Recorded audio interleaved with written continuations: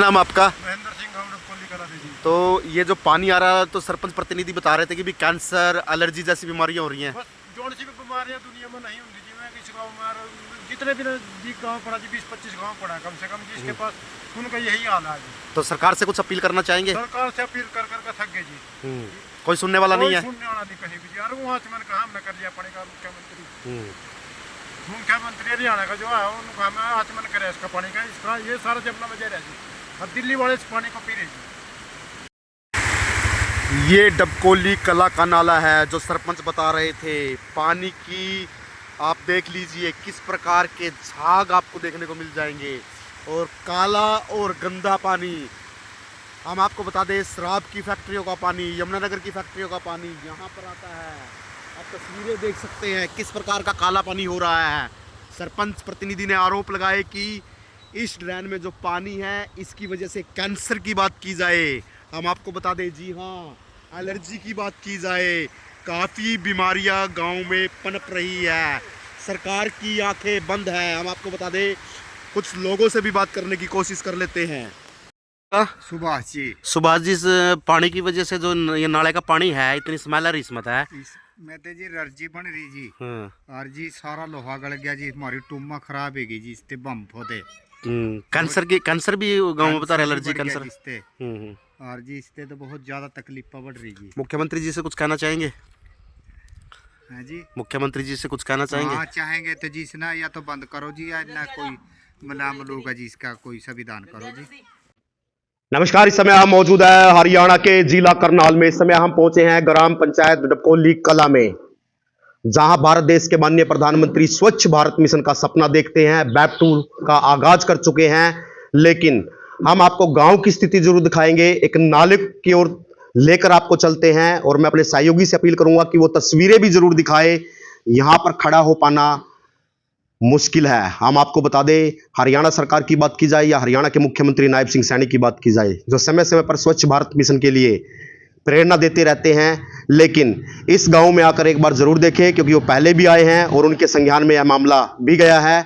आखिरकार कार्रवाई के नाम पर सिर्फ ढकोसले ही होते हैं क्योंकि भ्रष्टाचार सबसे बड़ी जड़ है। हम आपको बता दें, आसपास शराब की फैक्ट्रियों की बात हो या दूसरी फैक्ट्रियों की बात हो, उनका गंदा पानी जो नाले में जाता है और पॉल्यूशन बोर्ड कहां सोया हुआ है, हम उनसे भी पूछना चाहेंगे। आखिरकार उनके कर्मचारी और अधिकारी क्या उनके पास जो भ्रष्टाचार का पैसा है वो जाता है या सरकार के दबाव में वह कार्य नहीं करते। इसी बीच हमारे साथ गांव के सरपंच प्रतिनिधि जुड़ चुके हैं। आइए हम उनसे बात करते हैं और जानते हैं कि वो क्या कहना चाहेंगे। सर, विडंबना की बात है, जहां आपने बोर्ड लगवा रखे हैं स्वच्छ भारत मिशन को लेकर, आपके घर के सामने ही बोर्ड लगा हुआ है सरपंच प्रतिनिधि जी, तो स्वच्छ भारत मिशन का आपने इस पर लिखा हुआ है, लेकिन आपके नाले की स्थिति की बात की जाए तो कहीं ना कहीं बड़ी विडंबना की बात है। तो क्या कहना चाहेंगे? विडंबना क्या, मैं कहूँगा बड़े दुख की बात है क्योंकि सरकार का जो चुनाव होता है ना वो इसलिए होता है कि गांव का, गरीब लोगों का, आम जनता का ध्यान रखे।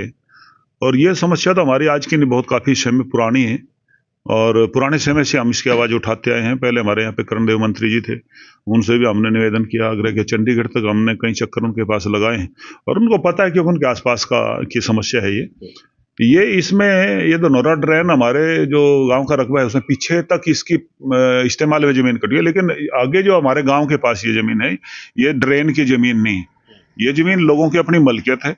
और गांव के साथ साथ जहां हम गांव का पानी भी जाता है वो हमारे गांव की गौ चराने की श्यामला जमीन है, इसमें वो पानी आके गिरता है।